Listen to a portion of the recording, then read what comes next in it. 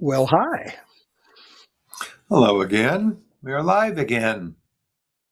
Dead and We Company's are. on tour in Atlanta. And and we couldn't be happier. The great city of Atlanta, Georgia, and the second night of the second leg of the tour, and boy, those boys, you could say they either didn't grow any cobwebs during the break or the rest did them a lot of good or whatever because they got right back to it last night with another fantastic show.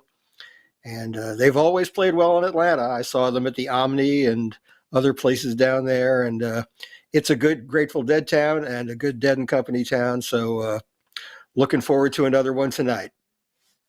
This is one particular show that I really wish I could be at. I have so many friends in Atlanta who are going to be there tonight, and I would love to be with them. Looking forward to seeing Yeah. some familiar faces in the crowd shots. We're here pitching the live stream that's available to you on nugs.net. And the place to find out more about it is livedead.co. That is your portal to nugs.net's coverage of Dead and Company. They have a library of audio recordings that goes back to 2016. You can get a season pass for this whole second leg of the tour, which is 13 shows, and if you did that today, you could still go back and watch last night's show as well. So that's one of the things about the season pass is you get the whole season. And once you look at one particular show, you have 48 hours to watch it as many times as you want. And we're going to also be with you at the beginning of the second set. Again, nugs.net is going to be offering a free sample of the show, the first song or two of the second set on YouTube and on Facebook. And Gary and I will be back between sets. Today, we're going to be talking with Gavin Tabone, who is the director of the Barton Hills Choir, a grade school outfit from Austin, Texas, that has made 2 records of Grateful Dead songs. And he's got a fun story to tell. Yes, indeed. And as we said, we both love Atlanta. The band always rises to the occasion in Atlanta. And they sure did in Charlotte last night, too. That second set, man, starting with Scarlet Begonias, and they did not go right into Fire on the Mountain. What did they go into? I don't have my set list in front of me, so it was an interesting Yeah, I've forgotten divergence there. too. They're That's just how you know it was a good jam-packed. show. Their shows with. Wait a minute, I can tell you. I have it on my computer right here in front of me. It was that bird song at the end of set 1 was nothing to complain about. It was Scarlet Begonia's Uncle John's Band with an awesome That's jam right. in the middle of it. And then they Yes. launched into Fire on the Mountain with Oteil Burbridge on the lead vocals. Terrapin, drums, space, New Speedway Boogie, Black Peter, and Casey Jones. And the encore, the quick encore was Ripple. They must have been up against the curfew because they didn't stay off stage for long before the encore. They didn't leave stage at all, as a matter of fact. Bobby just turned right to the. Bobby is the master of timing these things to 10:59 and 50 seconds on an 11 p.m. curfew. He's really, like he likes to say, like a Swiss watch as far as the timing of the sets goes. And hey, Oteil Burbridge revealed something interesting today. I suspected it was the case. He's been sitting down during long portions of these shows. He's got a stool back by his amps, and he revealed he's had like a fairly severe back problem, like one very messed up vertebra that's been giving him some pain for some time.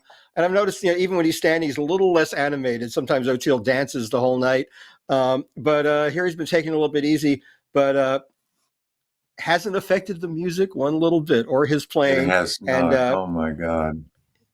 Yeah, so he thanked everyone for their concern. He says that with, he's a long way from needing surgery or anything like that, and he thinks physical therapy will definitely get him through the remainder of the tour. And he's got a bunch of music coming up this fall too, I noticed. So he's got some gigs coming up in Colorado. So you can't keep Oteil down for very long, and he doesn't even like to sit for that long. He gets up and and plays whenever he can. Oh, very true. Thanks, Oteil. I had a group in my living room yesterday that included Blair Jackson and Regan McMahon, our friends Deb and Susan. And Susan was a non-deadhead and fairly new to this whole thing. And it was very interesting to experience someone else's first experience of all this. And one of the things that she remarked on was Oteil, the loveliness of his singing voice. And everybody loves to watch Oteil's hands on the video feed. He's just such a graceful dude, you know, and watching him play, watching them all play is like that. I love watching Jeff Chimenti play too. Yeah. And with Oteil, there's always some new melodic line he'll come up with on the bass, some beautiful bit of counterpoint that will be totally unexpected in the context of this music. You know, obviously Phil Lesh created bass lines like no one else in the world.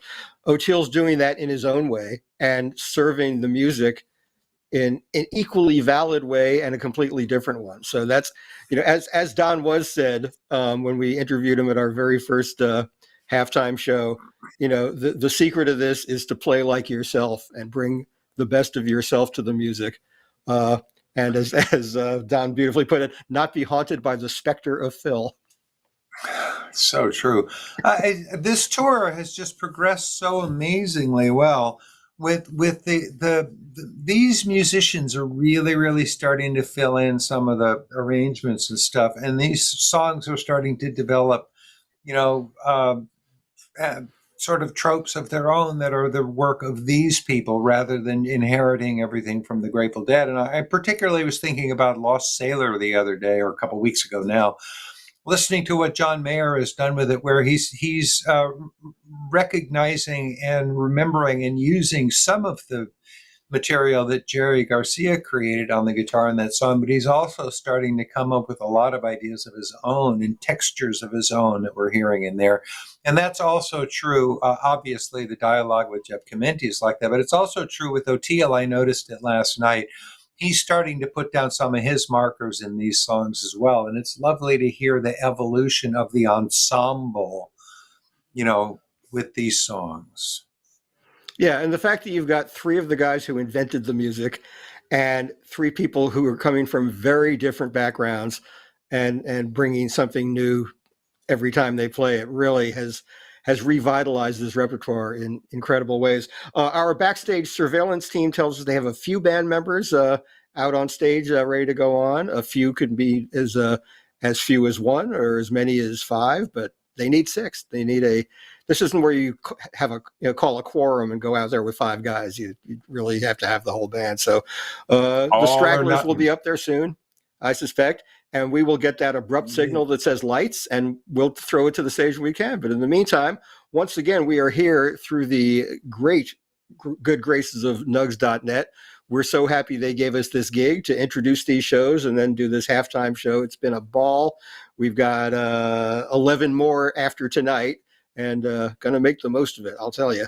So once again, as David laid out, if you're watching this for free on the preview and you like what you see, you can go back and purchase the whole show or the whole tour, and tell your friends that this stuff is available. Turn them on YouTube or on Facebook Live to these free previews, which includes our halftime show. The preview of the second set does include our little bit and our talk with Gavin Tabone later on.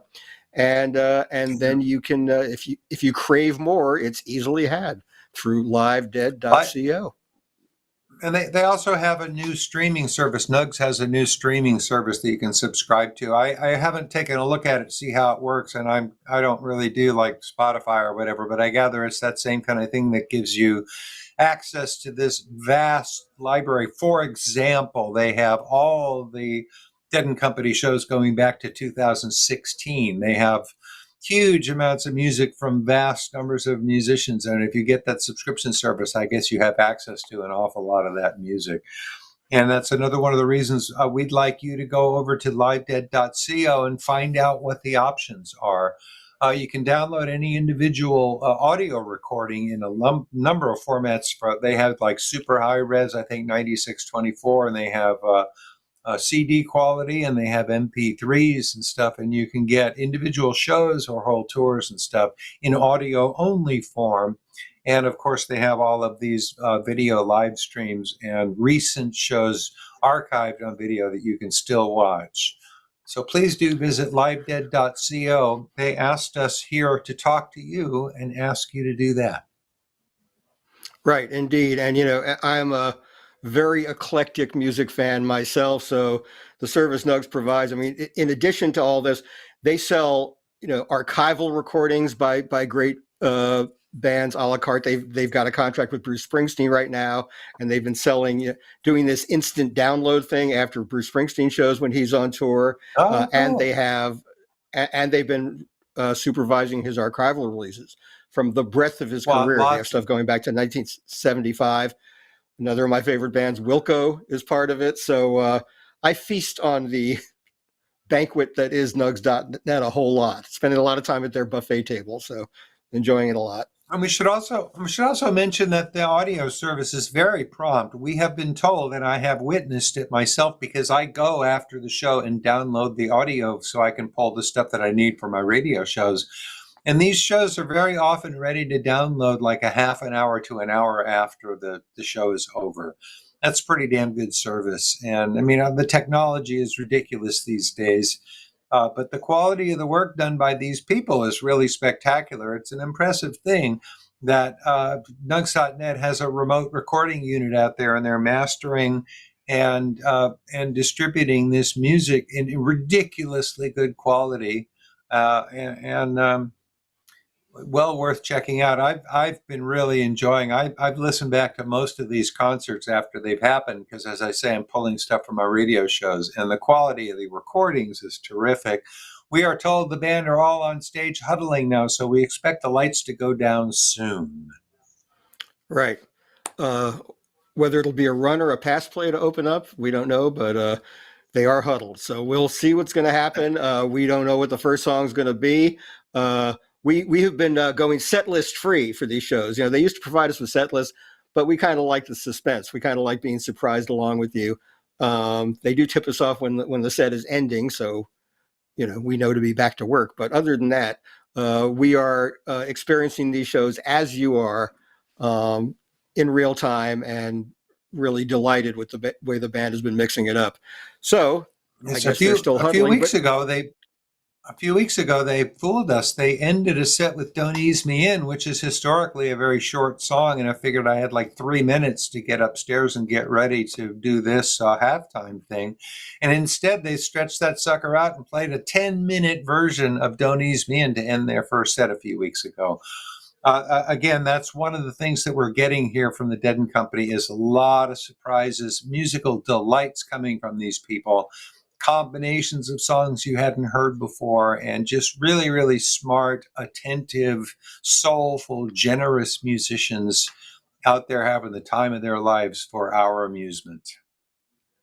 Yeah, that's really one wonderful thing, finding new places in the music to create new improvisational statements. John really stretched out again on the solo on Casey Jones last night. Not the solo in the middle of the song, but when they're singing the Driving That Train refrain at the end, they usually come to the end to do that, and that notion tag. But before they did that, they backed off from the mics, and John ripped off some serious choruses of bluesy guitar, just right in his wheelhouse, just the way that song, the changes of that song go. And then in the encore, he came out and played this really, really beautiful stuff, emulating David Grisman's mandolin on Ripple. And I also just played really, really sweet stuff. They opened up coming out of the bridge and going back into the song. Bobby, as he tends to do, inserted a few new measures of music there. And John has filled those spaces with really, really sweet little obligatos. I took note of that last night, how what Mayer is doing in Ripple is definitely developing in his own direction in a really good way. Yeah, the mandolin emulation is one of my favorite things there, because David Grisman's part on that was just, it was one of the things that made that song on the original recording. So anyway, that's one long huddle the band is taking. They must really be... I'll tell you one thing that they're going to say when they come out of that huddle. They're going to say, David, you go long. Right. I always had to go long on football games because I wasn't a very good football player. I'm sorry. But anyway. It's all right. I got over it. I found my métier. Right. Well, this is a band that knows how to go long anyway. So, Their detractors would say too long, but not us. Anyway, So really we're looking doing forward that to thing. this. We're vamping here. Wait. Yeah. Sometimes they cut us right. Whoop, lights. Whew.